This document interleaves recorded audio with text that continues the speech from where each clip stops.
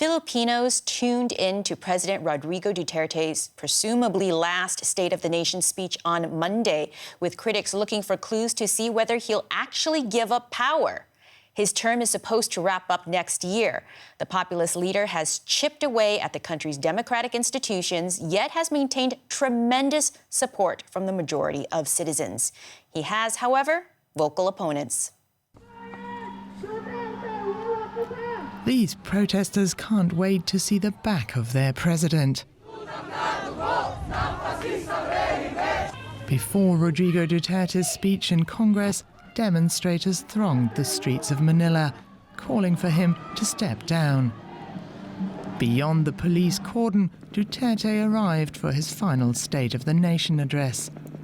For nearly 3.5 hours, the president talked tough, renewing his often repeated threat to kill drug dealers. Those who destroy my country, I will kill you. And those who destroy the young people of our country, I will kill you.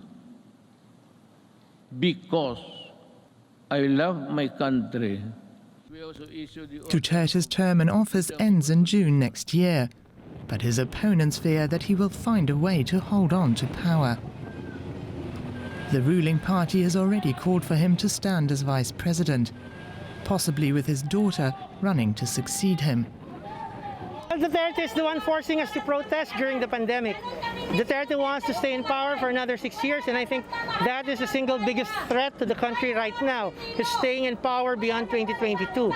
So he's the one pushing people to protest. His policies are pushing people to protest. Those policies include Duterte's notorious war on drugs, in which thousands have been killed since he came to power in 2016.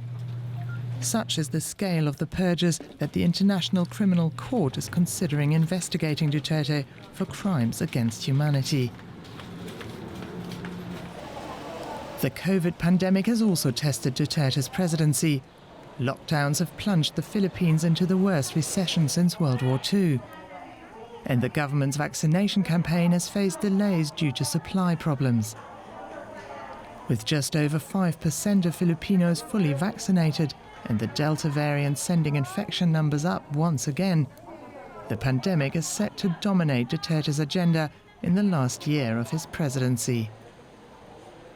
Joining us is Nicole Corrado from the Center for Deliberative Democracy and Global Governance at the University of Canberra. Nicole, I think at the top of everyone's mind is Duterte terming out of his presidency, but no one seems to believe he'll give up power. What is the prospect he'll find a way to stay on? Well, one possibility that he raised is to run again for vice president.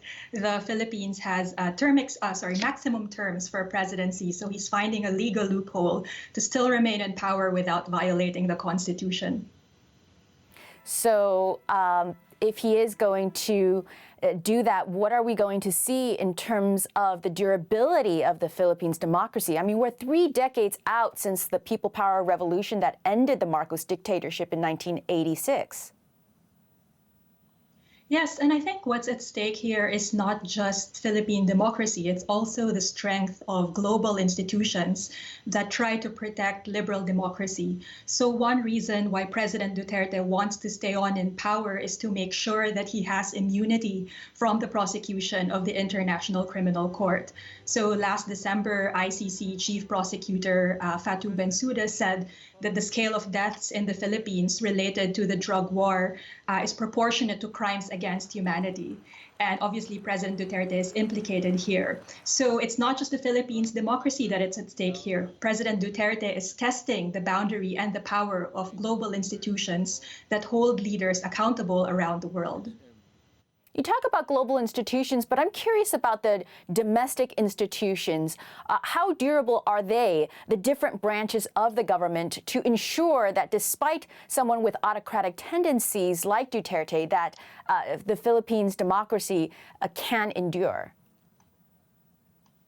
So one of the concerning institutions that's very much corroded in the Duterte administration are the coercive apparatus, particularly the police. So we see a generation of new policemen who basically have been trained in the drug war of being able to kill citizens with impunity without due process. So that is definitely worth monitoring. There have also been concerns that the Supreme Court has been heavily politicized, and in the Congress, he holds a supermajority. So what are we seeing here? The basic checks and balances in the Philippines has been corroded in the Duterte administration, and yet he still remains legitimate because more than 90% of Filipinos give him a high satisfaction rating. So it sounds like what Duterte said in his speech, he invoked his war on drugs, which of course has led to extrajudicial killings and condemnation from human rights groups, that people are still buying into his talk. And what I don't understand is the pandemic seems to not have changed too much of that. There's still a lot of support for him. Yes, although I do have to qualify that. So my research for the past 5 years has been to understand the kind of support that ordinary Filipinos give to President Duterte. And I must say that it's not fanatical support. It's very much a conditional support. So if you ask ordinary Filipinos, whether in surveys or in in-depth interviews, a lot of them would say that they expected more from the government. But a lot of them also don't necessarily blame President Duterte for the Philippines' condition in relation to the pandemic. A recent survey actually found that ordinary citizens blame their fellow ordinary citizens who are violating health protocols.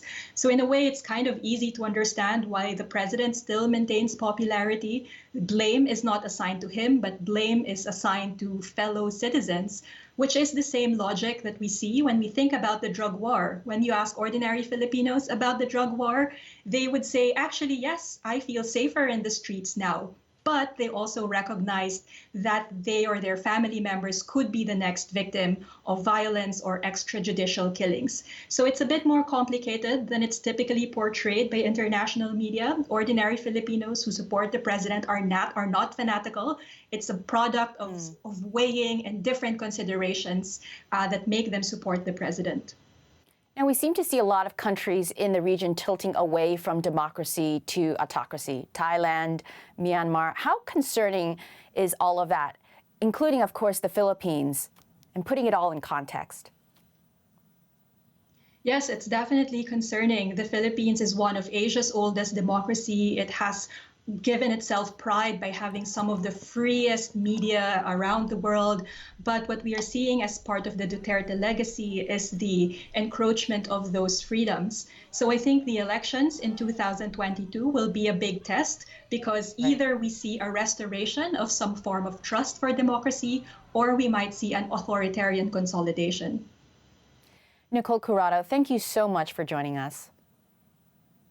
My pleasure.